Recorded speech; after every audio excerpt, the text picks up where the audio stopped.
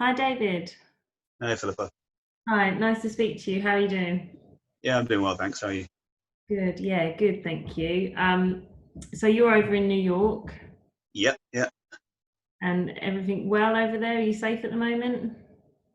Yeah, safe. Glad I have someone like you looking after my place in England at the moment, because it's obviously I can't travel back to the UK anytime soon. No, definitely not. Hopefully not too long before the flights start up again. Mm. So I just wanted to have a quick chat and thank you for your time today for just recording with me a little bit about your property, how it came to be managed with Baillie White, Mhm. how it's going so far. Because we haven't worked together for that long, but I definitely would regard your property as a success story. So I just wanted to One- talk to my followers about how that kind of came about. So you initially moved to Baillie White, I think it was the end of 2019, it was about November time. What were the circumstances leading up to you looking for a new agent? So the agent I had actually sold their business on to another agent, and that wasn't communicated very well. And the tenant that I had in, he had basically moved in during this transition, so I didn't really have any communication on this guy moving in. He then wanted to leave the apartment early, um, and that sort of became a bit of an issue, because I asked my father to go around and have a look, and it turned out like the keys didn't work because the lock had been changed, and they were trying to get out of the agreement early, and the letting agent I spoke to basically didn't communicate anything with me. They didn't have any photos of what the place looked like. So again, being over in America, I didn't have much eyes on. So I needed an agent who was the eyes on the ground for me. And when I left it wasn't the most attractive property, but it was in good shape. I made sure it was as nice as it could be for people moving in. And then one group of people moved in, and then the other person moved in. The person ended up being a bit of a problem. But in that transition, I never had eyes on. Mhm. So what ended up happening was, when my father went around, in fact, when my father got the keys to you, um, Yeah, you went around to have a look at it, and the that's right. locks had been changed, and then the tenant started complaining, saying that the place was not in good repair when he took it over, and trying to get out that the initial agreement, which was a month's rent, um, before he left. When I spoke to the agent that I currently had, basically they had no pictures, no real knowledge on the property. So it's very difficult for me to say, well, actually, you broke the bath panel, because when I left, the bath panel was there. But again, when it got broken, I don't know. So it And was then just, there were, some bits and pieces that were in the property as well that weren't there when I went round and did the initial inventory for yourself. There was like a fridge freezer and some furniture items. yeah, exactly. Maybe I could be a bit more proactive in chasing up the agent, but it's in my understanding, if I'm paying a fee, that should be done for me. And it just got to a stage where I didn't trust these people to manage my property. And I like to say, a freezer, when did it go missing? I don't know. Mhm. Um, And you assumed, I think, when you signed the contract with them and you were paying them to manage it, that they'd done a thorough inventory, but that actually wasn't the case. yeah, exactly. Um, so I decided to make the move across to you, and almost straight away I was hit with a load of communication from you, which is fantastic. I always think it's better to be given information. If I don't want it, then I don't need to pay attention to it. But I'd rather have more knowledge than less. And you were very sort of communicative in getting that information across to me. Hmm. And that's been important to you because you're non-resident. Uh, Yeah, for people watching this, I live across in America now, so having the property managed by someone that can let me know what's happening at all stages, especially now that COVID's happened, it's ideal. Um, so yeah, you took over the place, and so you can talk to the repair that the flat was or wasn't in the case. I think I was quite brutally honest with you about the condition of the flat when I went to check it out. And one of my USPs, really, for anybody watching this, will see in my website that I don't take on properties that are substandard. And really, what I said to you then when I took it was that if it's not somewhere I'd want my nan to live, then I wouldn't let it out as it was. So Yeah. we talked about what repairs I felt needed doing. I think you pretty much agreed with all of my recommendations. Yeah, I'd spoken to someone who was keen to move in, a family friend, and when they went round, the guy's kind of honest, which is just fine. He's like, honestly, I can get a lot better for the money, because I was looking at what it was rented at originally and keeping that as the same price. So whatever it was rented at, I wanted to get the same amount. And obviously that was 2 years ago.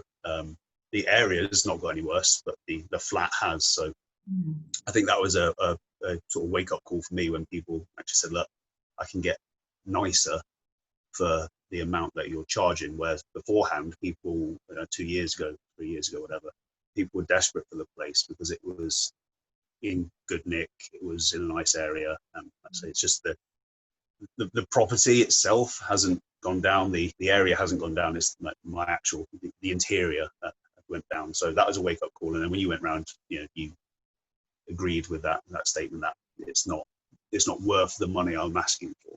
Yeah. So instead of lowering the rent and kind of letting the standard drop, we agreed a budget, and we agreed like a time scale of how long we could afford to have it void as part of the budget for the works. And I think it ended up being just over 4 weeks before the flat was complete. We had a new kitchen, new carpets throughout, and it was painted and decorated. The bathroom we kept pretty much the same. We just did some minor touch-ups, really. We did a new shower curtain suspended from the ceiling, and new taps and a new vanity unit. So budget for the bathroom, but it worked really well because the bathroom's in good condition. And then how did you feel when you got the pictures back from me for the completed result? Honestly, it kind of made me think, maybe I should go back to England because I've got a really nice apartment now. No, the kitchen looks, I mean, that's one of the selling points of the property. The kitchen's a big space, but it's always been a bit like I had lino on the floor. It was an investment for me to make, but the speed in which you got this done during COVID as well, that was great. We communicated back and forth about how long the place was going to be being fixed, so I couldn't get rent during that time. So yeah, that was all great, and I understood how much it was going to cost. And I think we came a little over budget, but that was fine because I think we are now charging more than I was initially charging for the rent of the place per month. So you've increased the value of the property.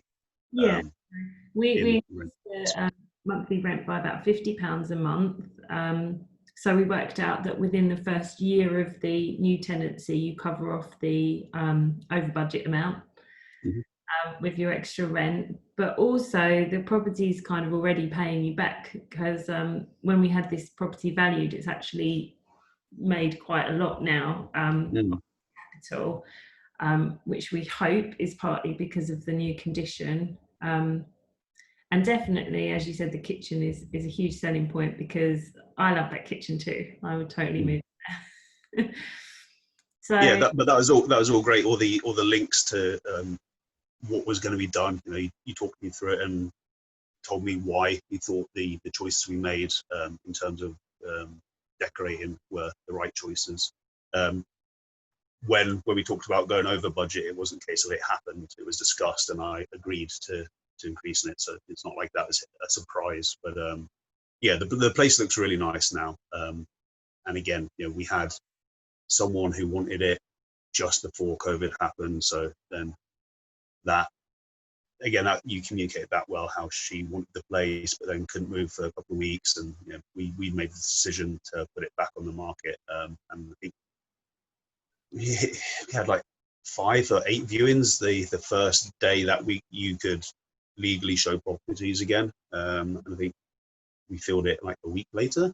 Yeah, so the tenant that's in there now, they decided they wanted it the day they saw it, and we actually got that tenant moved in the following Saturday, so he's in there now. Yeah, and that was great. It shows, from people going around and saying, not really, to on the day of it being shown, people wanting it.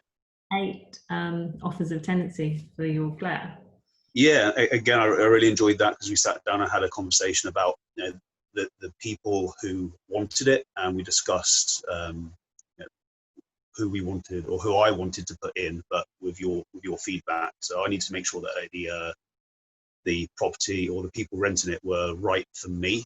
And you let me know exactly who the people were, and I decided the pros and cons of them people. But we actually got someone in for a longer lease, which is what I want. I want the stability. I don't want to have to worry every 6 months about someone moving in or moving out. So I think we filled it for a 2-year lease, so that's fantastic. It's a weight off my mind. Yeah, and the tenant's so happy in his home as well. He's really happy there, so it worked really well for both parties. Great.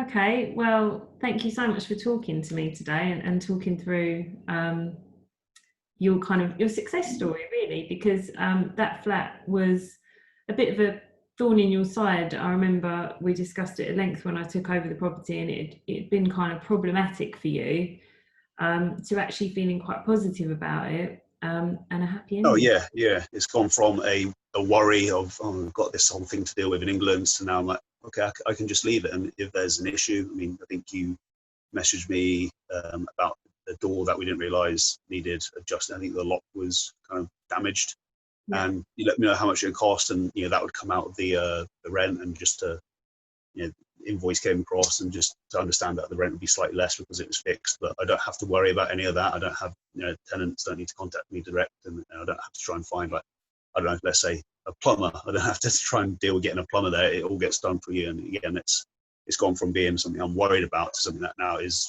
earning me money on my investment. So I'm very grateful for that. Good, and I'm really grateful for your trust in looking after it. I know it must be hard, especially to have that trust when you're out of the country, so it means a lot. Okay, good. Cool. Take care, David, and hopefully I'll speak to you soon. Bye bye. Stay safe. Bye.